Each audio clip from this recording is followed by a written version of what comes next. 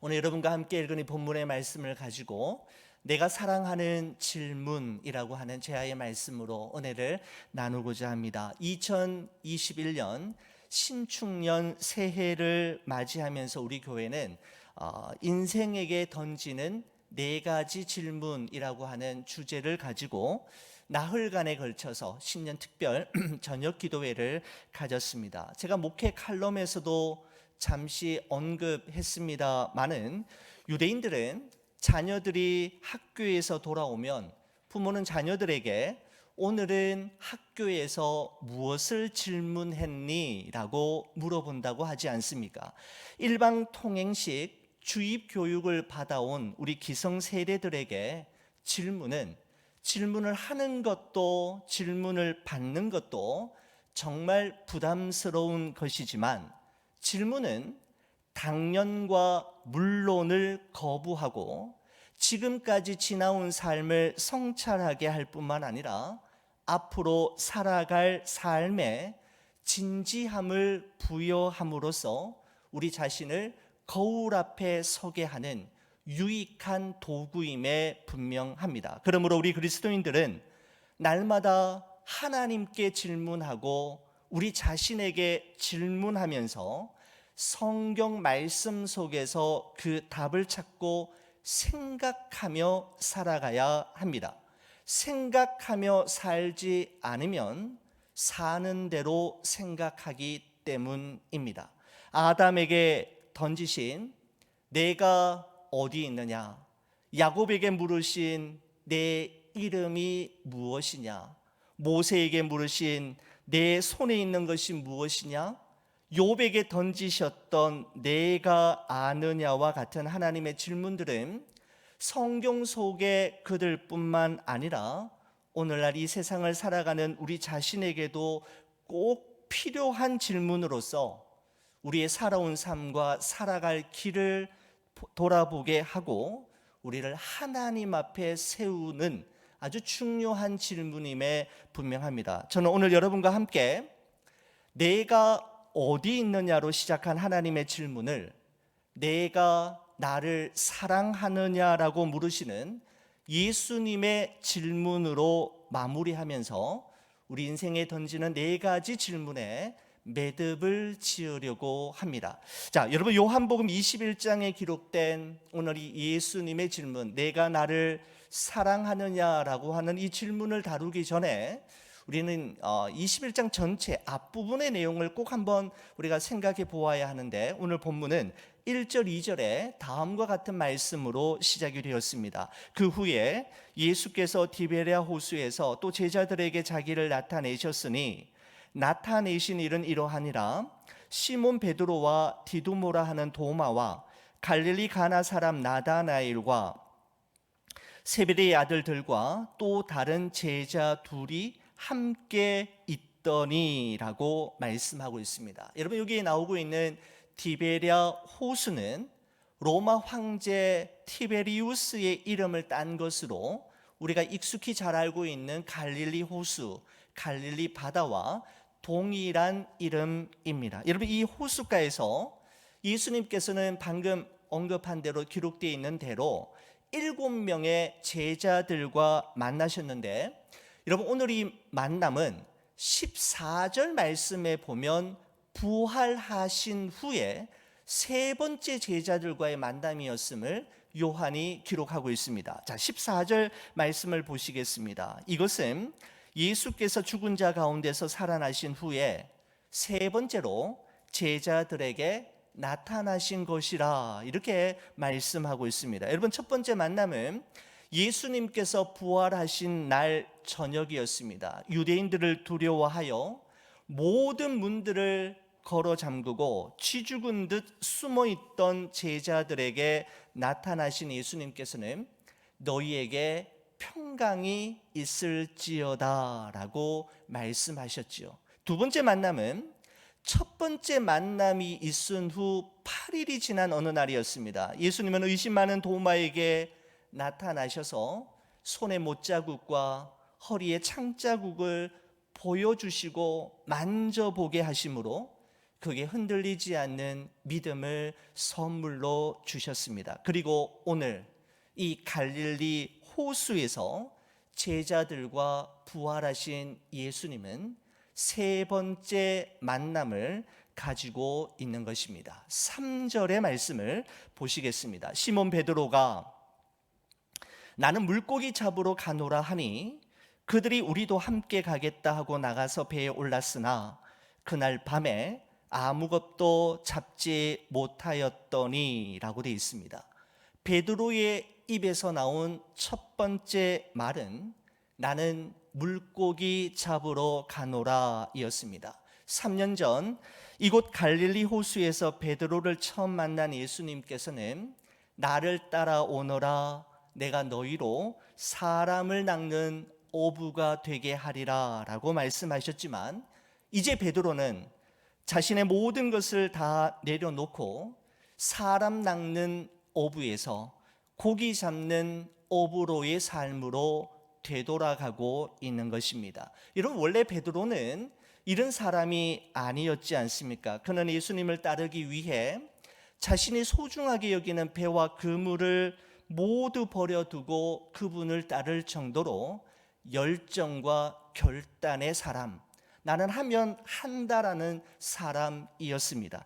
예수님께서 가이사랴 빌립보에서 너희는 나를 누구냐라고 물으셨을 때 주는 그리스도시요 살아계신 하나님의 아들이십니다라고 고백할 정도로 그는 또한 믿음의 사람이었습니다. 그리고 십자가를 지시기 전 예수님께서 너희가 다 나를 버리고 떠나리라라고 말씀하시자 베드로는 흥분하며 조금도 주저하지 않고 말씀드렸죠. 모두 주를 버릴지라도 저는 마지막까지 주님 곁에 남겠노라고, 주님을 절대로 버리지 않을 것이라고 이야기할 만큼 그는 충성과 의리의 사람이었습니다. 과연 예수님의 수제자다운 면모를 두루두루 갖춘 베드로이었지만 예수님을 향한 충성과 의리의 진수를 보여주어야 했을 가장 결정적인 순간에 베드로는 여종 앞에서 3번이나 예수님을 부인하며 저주하며 도망을 갔던 것입니다. 그날 이후로 닭 울음소리만 나면 씻을 수 없는 죄책감과 수치심과 부끄러움에 괴로워했고 결국 그가 선택한 길은 예수님을 만나기 이전 갈릴리 호수에서 물고기 잡는 어부로의 삶으로 회귀하는 것이었습니다. 이런 베드로를 포함한 7명의 제자들은 예수님을 따라다니느라 지난 3년 동안 한 번도 만져보지 않았던 오래된 그물을 잡고 한 번도 타보지 못한 익숙하지 않은 고깃배에 올라 이 노를 젓고 고기를 잡으러 바다로 나갔지만 성경은 그날 밤에 아무것도 잡지 못하였노라고 말씀하고 있습니다. 여러분, 이 말씀 속에 담겨져 있는 의도가 무엇일까요? 숨겨진 의도가 무엇일까요? 예수님을 떠난 인생, 하나님을 등진 인생의 모든 수고와 노력은 결국 빈 그물과 빈 배일 수밖에 없음을 요한은 성령의 감동하심을 따라 이곳에 기록해 놓았던 것입니다. 여러분, 어쩌면 그 순간 그들은 예수님께서 지난날 하셨던 요한복음 15장 5절의 말씀의 의미가 무엇인지 비로소 깨달았을런지도 모릅니다. 그분이 이렇게 말씀하셨지요. 나를 떠나서는 너희가 아무것도 할 수 없음이라. 이 말씀의 의미는 그들이 위기에 처했을 때 비로소 깨닫게 된 것입니다. 만선의 부푼 기대감이 물거품처럼 사라져 버리는 순간 저 멀리서 새벽 공기를 가르며 제자들에게 들려오는 소리가 있었습니다. 5절과 6절 말씀입니다. 예수께서 이르시되 얘들아 너희에게 고기가 있느냐 대답하되 없나이다. 이르시되 그물을 배 오른편에 던지라. 그리하면 잡으리라 하시니 이에 던졌더니 물고기가 많아 그물을 들 수 없더라라고 성경은 기록하고 있습니다. 여러분 한번 생각해 보십시오. 지난 3년 동안 물론 그물을 한 번도 잡아본 적이 없고 오랜만에 탄 고깃배이었지만 그래도 이들은 갈릴리 바다에서 잔뼈가 굵어진 고기 잡는 일만큼은 베테랑 어부이었지 않습니까? 여러분 그들이 밤새도록 그물을 던질 때 예수님의 말씀처럼 배 오른편에는 그물을 한 번도 던지지 않았을까요? 배 왼편으로만 그물을 계속해서 던지다가 예수님께서 말씀하시자 맞아 우리 오른편에는 안 던져봤잖아 라며 오른편으로 급히 던졌던 걸까요? 그렇지는 않았을 것입니다. 7명의 제자들은 그날 밤새도록 배 오른편과 배 왼쪽 편을 번갈아 가면서 수도 없이 그물을 던졌지만 단 한 마리의 물고기도 잡지 못했던 것입니다. 그러나 자신의 판단과 생각을 잠시 유보하고 일평생 온몸으로 습득해온 고기 잡는 자기들만의 노하우를 잠시 내려놓고 예수님의 말씀에 순종했을 때 갈릴리 호수는 놀라운 기적의 현장이 되었고 그곳에 있었던 제자들은 그 기적의 주인공이 될 수 있었습니다. 여러분 우리 인생에도 제자들의 빈 배와 빈 그물 같을 때가 있습니다. 여러분 그러나 바로 그때 우리는 예수님에 의해서만 채워짐을 경험할 수 있고 예수님의 말씀에 순종할 때 비로소 만선의 감격과 기쁨을 맛볼 수 있음을 우리는 기억해야 합니다. 사랑하는 성도 여러분, 또한 기억하실 것이 있습니다. 그것은 제자들의 배와 그물이 텅 비어 있었기 때문에 예수님의 기적을 또한 경험할 수 있었다라는 사실입니다. 그렇습니다. 우리의 끝은 하나님의 시작입니다. 우리가 보기에 더 이상 길이 없다고 생각될 때 여기가 정말 끝이구나 여겨지는 바로 그때 바로 그 지점에서부터 하나님의 역사와 도우심은 언제나 시작되었음을 성경은 말씀하고 있습니다. 출애굽한 이스라엘 백성들 앞에 홍해가 있었기에 홍해를 가르시고 바다 한가운데 길을 내시는 하나님의 능력을 경험할 수 있었잖아요.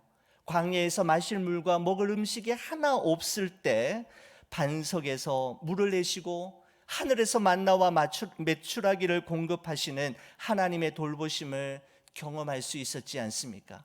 혼인잔치에서 반드시 있어야만 하는 그 포도주가 없는 위기가 있었기에 물을 포도주로 바꾸시는 하나님의 능력을 볼 수 있었고 나사로가 죽는 깊은 슬픔과 아픔의 순간이 있었기에 죽은 사람도 다시 살려내시는 예수 그리스도의 초자연적인 능력을 경험할 수 있었던 것입니다.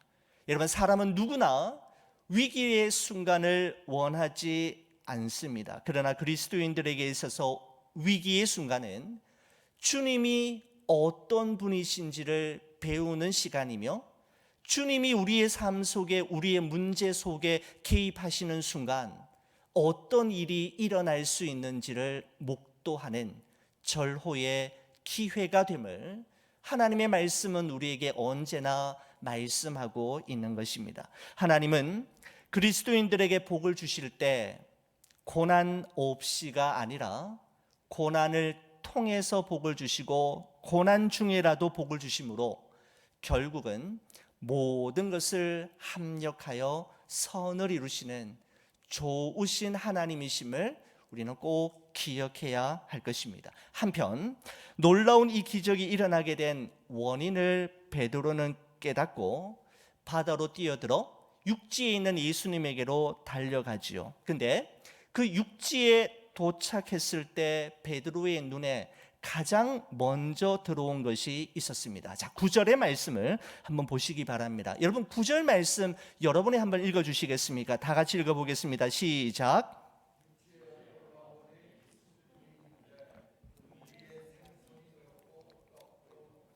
네, 감사합니다. 육지에 올라보니 숯불이 있는데 그 위에 생선이 놓였고 떡도 있더라, 이렇게 말씀합니다. 여러분, 밤새 고기를 잡느라 심히 피곤하고 허기진 베드로였지만 그의 눈에 먼저 들어온 것은 떡과 생선이 아니라 숯불이었음을 요한은 기록하고 있습니다. 자, 여러분, 요한복음의 저자는 본문의 말씀에 보시면 육지에 올라보니 숯불이 있는데 그 위에 생선도 놓였고 떡도 있더라, 이렇게 이야기합니다. 숯불을 먼저 언급한 후에 생선과 떡을 뒤에 배열하고 있는 요한복음의 저자인 요한에게는 분명한 의도를 가지고 이 문장을 썼다라고 이야기할 수 있습니다. 여러분, 숯불이라고 하는 이 단어가 요한복음에서는 딱 2번 등장하는데, 오늘 여러분 보고 계시는 요한복음 21장과 함께 요한복음 18장에 이 단어가 딱 한 번 더 등장합니다. 여러분, 예수님께서 로마 군병에 의해 겟세마네 동산에서 체포되시지 않습니까? 그래서 재판을 받기 위해 대제사장의 뜰 안으로 들어갔을 때 멀찍이 예수님을 따라갔던 베드로는 뜰 안에 피워져 있는 숯불 곁으로 이동하게 되는데, 요한복음 18장 18절 말씀을 보시면 이렇게 기록합니다. 그때가 추운 구로 종과 아랫사람들이 불을 피우고 서서 쬐니 베드로도 함께 서서 쬐더라 라고 기록하고 있습니다. 자, 여기 보시면 불을 피우고 라고 할 때 여기 불이라고 하는 단어가 예수님께서 생선을 굽기 위해 갈릴리 호숫가에 피워 놓으셨던 숯불과 성경 원문에서 동일한 단어를 쓰고 있습니다. 불이 곧 숯불입니다. 여러분, 세번역 성경에서는 이렇게 번역합니다. 불을 피우고 라고 하는 이 표현을 숯불을 피워 놓고 라고 이야기하면서 이 불이 그 숯불임을 정확하게 우리에게 말씀하고 있다라는 것이죠. 베드로는 예수님이 잡히시던 날 밤 대제사장의 뜰 안에 피워져 있던 숯불 앞에서 숯불 주위에 모여 있던 여종과 사람들에게 예수님을 3번이나 저주하며 부인했었는데, 베드로는 바로 그 숯불 앞에서 예수님을 다시 만나게 되었다라는 것입니다. 예수님 앞에서 고개를 떨군 채 도저히 아무 말도 할 수 없었던, 무슨 말부터 시작해야 될지 갈피를 잡지 못했던 베드로에게 먼저 말을 건네신 분은 예수님이었습니다. 요한의 아들 시모나 부르셨습니다. 여러분, 15절의 말씀을 보시면 그들이 조반을 먹은 후에 예수께서 시몬 베드로에게 이르시되 요한의 아들 시모나. 여러분, 요한의 아들 시모나라고 하는 이 호칭은 3년 전 갈릴리 호숫가에서 베드로를 처음 만나셨던 예수님께서 그를 부르실 때 사용하셨던 표현과 정확하게 동일합니다. 요한의 아들 시모나. 예수님께서 자신의 이름을 부르셨을 때 베드로는 3년 전 예수님과 함께 이곳에서 만났던 그 첫 번째 날, 자신의 운명을 바꾸어 놓았던 그때를 생각하게 되었을 것입니다. 그리고 예수님은 계속 말씀하시지요. 요한의 아들 시모나, 내가 이 사람들보다 나를 더 사랑하느냐. 여러분, 실패와 절망으로 쓰러진 베드로를 일으켜 세우는 것은 다름 아닌 예수님의 질문이었습니다. 질문이 베드로를 살려 일으켜 놓은 것입니다. 예수님의 두 번째, 세 번째 질문 역시 같은 질문이었습니다. 요한의 아들 시몬아, 내가 나를 사랑하느냐? 예수님의 질문은 죽음이 두려워 예수님을 모른다고 세 번이나 부인하며 저주했던 베드로를 이제는 죽음도 불사하며 예수님을 위해 자신의 생명을 거는 사명자의 길을 걷게 만들었던 것입니다. 무엇이요? 질문이, 예수님의 질문이 베드로를 다시 일으켜 세운 것입니다. 예수님의 세 번째, 그 세 번의 질문 앞에 베드로는 세 번 내가 주님을 사랑하는 줄 주님께서 아시나이다 라고 고백합니다. 여러분, 2000여 년 전 예수님께서 베드로에게 하셨던 내가 나를 사랑하느냐라는 질문은 개인적으로 제가 가장 사랑하는 질문이고, 저로 하여금 목회자의 길로 들어서게 했던 예수님의 결정적인 질문이었습니다. 베드로에게 하신 그 질문이 저에게도 주어졌었고, 그 질문이 저로 하여금 신학교의 문을 두드리게 했고, 부족하지만 주의 종의 길을 걷는 길에 들어서게 했다라는 것입니다. 사랑하는 성도 여러분, 예수님께서 오늘 우리에게 던지시는 질문도 이것 한 가지라고 생각합니다. 내가 나를 사랑하느냐? 예수님은 네가 무엇을 잘하느냐, 내가 얼마나 가졌느냐, 내가 얼마나 똑똑하냐, 내가 얼마나 많은 사람들을 알고 있느냐, 네가 얼마나 큰 교회에서 목회하느냐, 네가 나를 위해서 지금까지 얼마나 많은 일을 했느냐 묻지 않으십니다. 예수님이 우리에게 물으시는 유일한 질문은 내가 나를 사랑하느냐입니다. 여러분, 내가 나를 사랑하느냐라는 질문 속에는 두 가지 중요한 의미가 있다라고 저는 생각합니다. 첫 번째는 내가 나를 사랑하느냐, 그 말은 주님이 너를 사랑한다라는 의미입니다.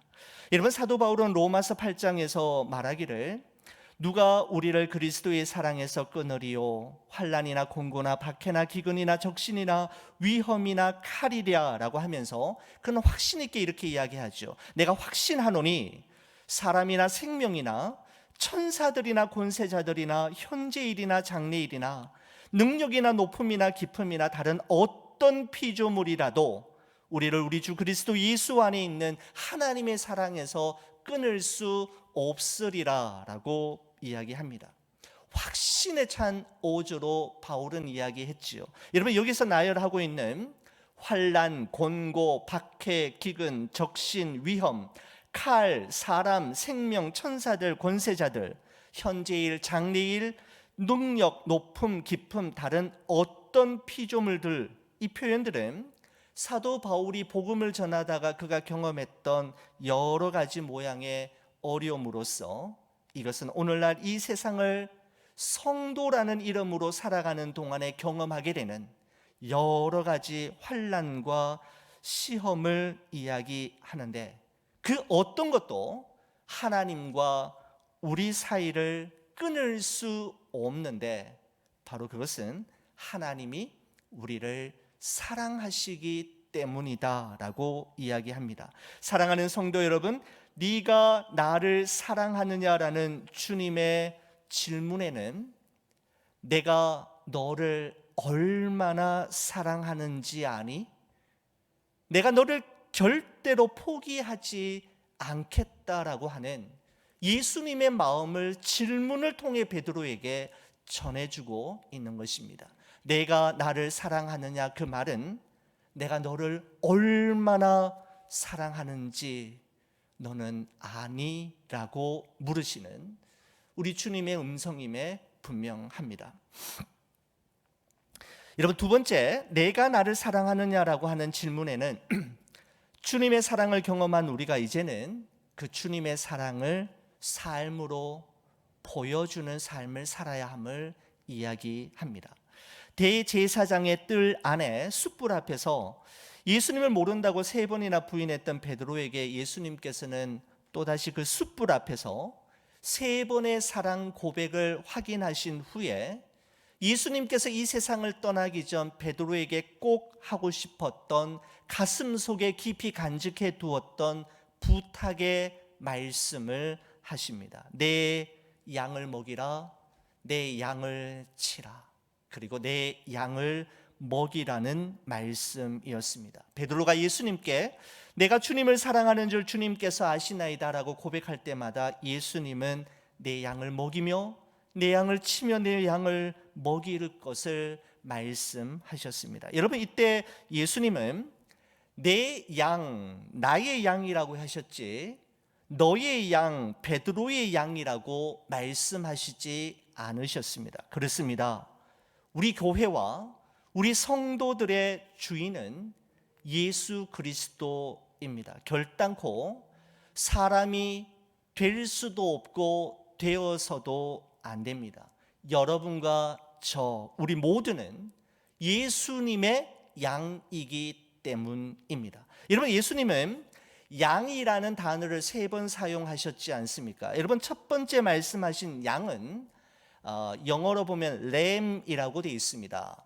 헬라어로는 아르비온이라고 하는 단어를 쓰고 있는데 어린 양을 의미합니다. 그리고 두 번째, 세 번째 말씀하신 양은 sheep입니다. 헬라어로는 프로바톤이라고 하는 단어를 쓰고 있는데 장성한 양을 말씀하시는 겁니다. 여러분, 양을 예수님께서 이렇게 구분해서 말씀하신 이유는 내 양을 먹이고 치되 어린 양으로부터 장성한 양까지, 믿음이 연약한 성도들로부터 믿음이 아주 성숙한 성도들까지, 가난한 성도들로부터 부한 성도들까지, 사회적으로 신분이 낮은 성도들로부터 지위가 높은 성도들까지 모두 사랑하고 모두 소중히 여기며 그들을 잘 돌봐주기를 바라는 예수님의 마음이 담겨져 있는 것이죠. 그리고 예수님은 양을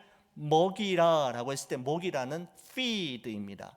하나님의 말씀을 잘 먹이고 바르게 가르치되 정확하게 말씀을 가르치고 먹일 것을 말씀하고 있는 것입니다. 여러분, 내 양을 친다라고 할 때, 친다라는 말은 막대기로 때린다라는 말이 아니라 영어에 쓰는 take care of, tend라는 말을 쓰기도 하고 shepherd라고 하는 말을 쓰면서 잘 보살피고 돌보고 잘 목양해 줄 것을 말씀하고 있는 것입니다. 사랑하는 우리 성도 여러분, 여러분을 목양하는 자로 부름을 받은 제가 하나님 앞에서 초심을 잃지 않고 세상 풍파에 흔들리지 않으며 유혹 앞에 무릎 꿇지 않고 이 목양의 길을 끝까지 걸어갈 수 있도록 여러분, 저를 위해서 기도해 주시기를 간절히 부탁을 드립니다.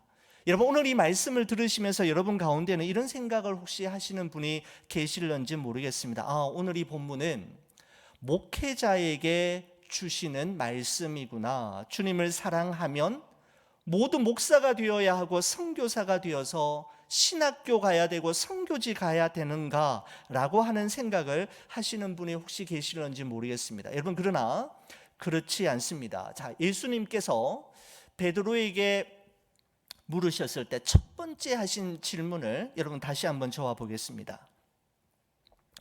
요한의 아들 시몬아, 내가 이 사람들보다 나를 더 사랑하느냐라고 되어 있습니다. 여러분, 여기서 예수님의 질문에서 그냥 넘어가지 말아야 할 중요한 단어 하나가 있습니다.